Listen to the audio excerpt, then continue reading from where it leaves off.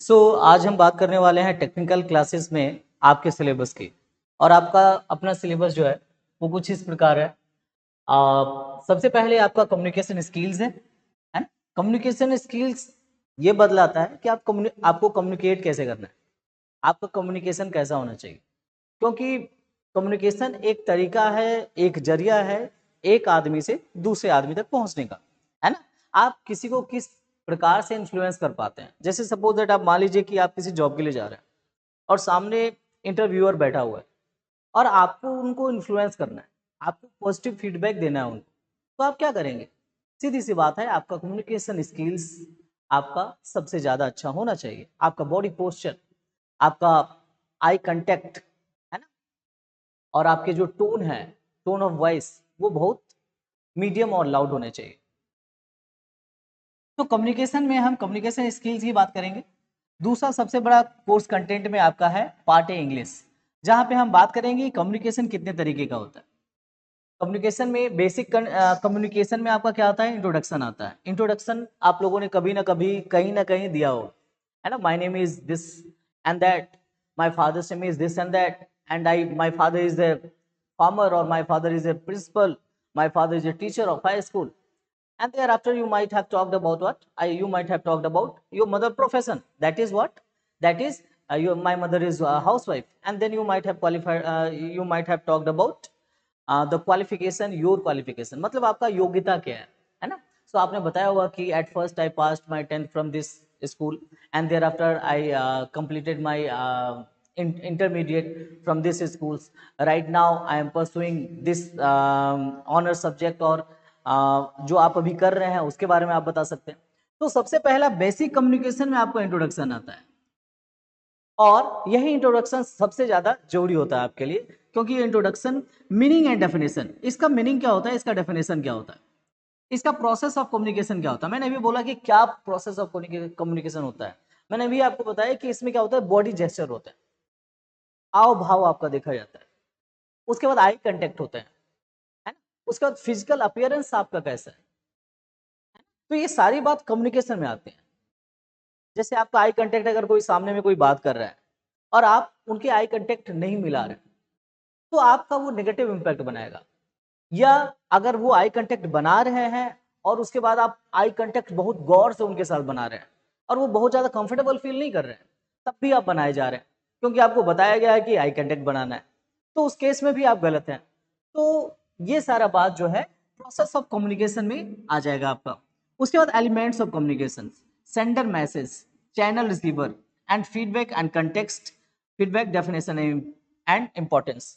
उसके बाद हम लोग उसके इंपॉर्टेंस की बात करेंगे, उसके कंक्लूजन की बात करेंगे, उसका आउटकम क्या होगा जब हम अच्छा कम्युनिकेट करेंगे। तो उसका कम्युनिकेशन क्या होगा, उसका आउटकम क्या होगा, उसका रिजल्ट क्या हो सकता है ना। सपोज दैट कोई कम्युनिकेशन में अच्छा है तो सारे लोग उससे क्या होता है, इन्फ्लुएंस होते हैं। कोई भी काम थोड़ी देर के लिए कम्युनिकेशन में भूल जाइए। आप ये समझिए कि कोई भी व्यक्ति अगर किसी काम में अच्छा है तो क्या होता है, लोग उससे प्रभावित होते हैं, और प्रभावित होते हैं तो क्या करते हैं, अप्रिसिएट करते हैं। वाह भाई, तुमने बड़ा अच्छा काम किया, तुमने बड़ा अच्छा स्पीच दिया, है ना। उसके बाद हम बात करेंगे टाइप्स ऑफ कम्युनिकेशन, क्योंकि कौन सा कम्युनिकेशन कहाँ कहाँ यूज होगा ये हमको जानना जरूरी है। फॉर्मल एंड इनफॉर्मल, है ना। फॉर्मल और इनफॉर्मल कम्युनिकेशन क्या होता है, जैसे आप हमसे बात करेंगे, है ना। तो अगर आप हमसे बात कर रहे हैं तो टीचर, मैं और आपका जो पोजीशन है वो डिफरेंट है।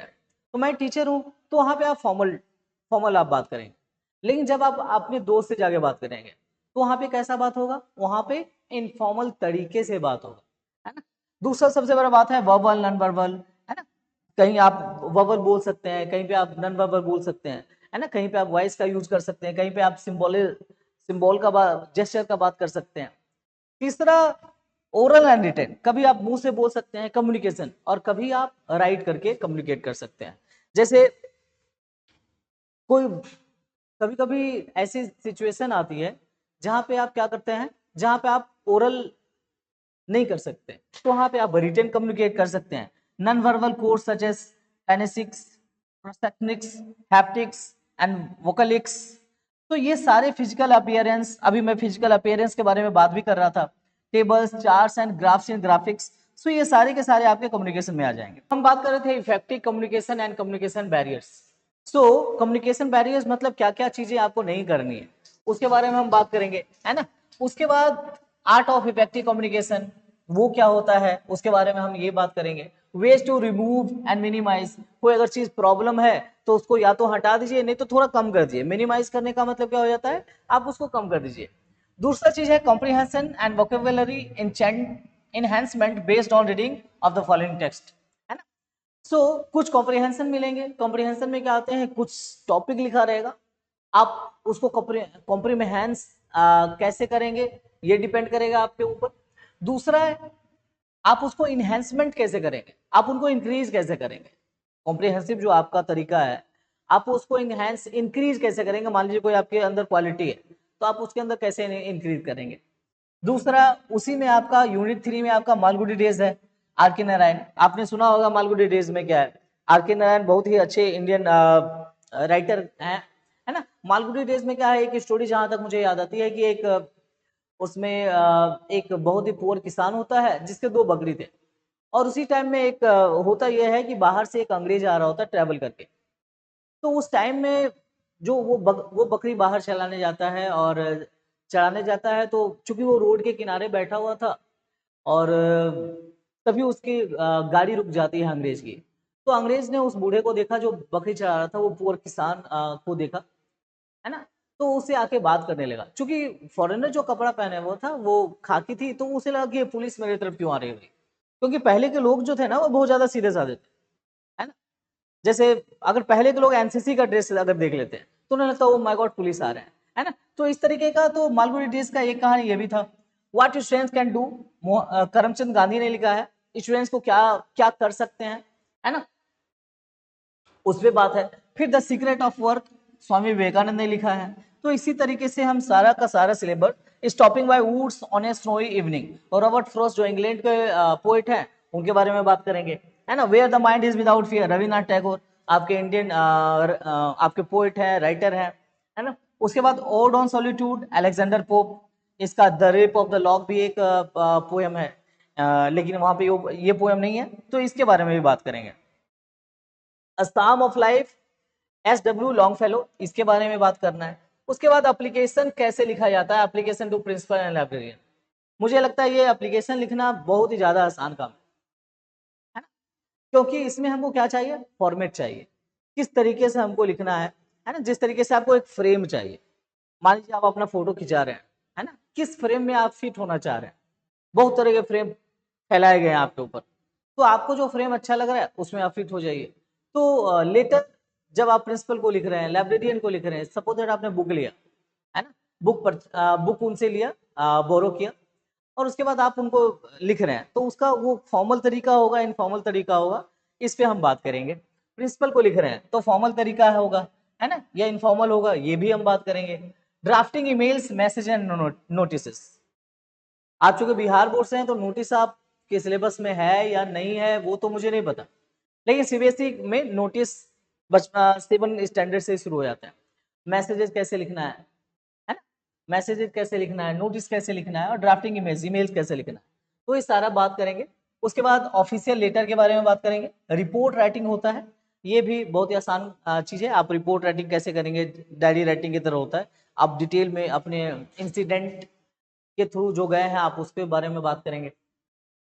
उसके बाद वोकेबुलरी कॉमन वर्ड्स हैं, use of synonyms and antonyms है। सिनोनिम्स जो सिमिलर वर्ड होते हैं और एंटोनिम्स उसके अपोजिट होते हैं, है ना। जैसे सी का मतलब लुक हो, आप सिनोनिम्स बोल सकते हैं, है ना। लेकिन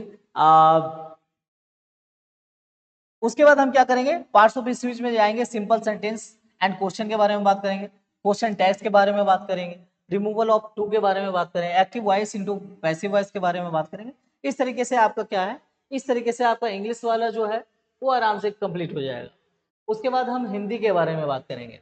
संप्रेषण, परिचय, है ना, परिचय, अर्थ एंड परिभाषा, संप्रेषण की प्रक्रिया, ये सारा का सारा हम धीरे धीरे धीरे कर कर करके बात कर लेंगे, है ना।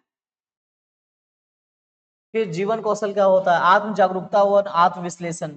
आत्म जागरूकता में क्या हमें सीखने की जरूरत है, आत्म विश्लेषण में हमें क्या सीखने की जरूरत है। भावनात्मक बुद्धिमत्ता एवं करुणा, अनुकूलनशीलता एवं लचीलापन, व्यवहार कौशल का उपयोग, वृत्त अध्ययन।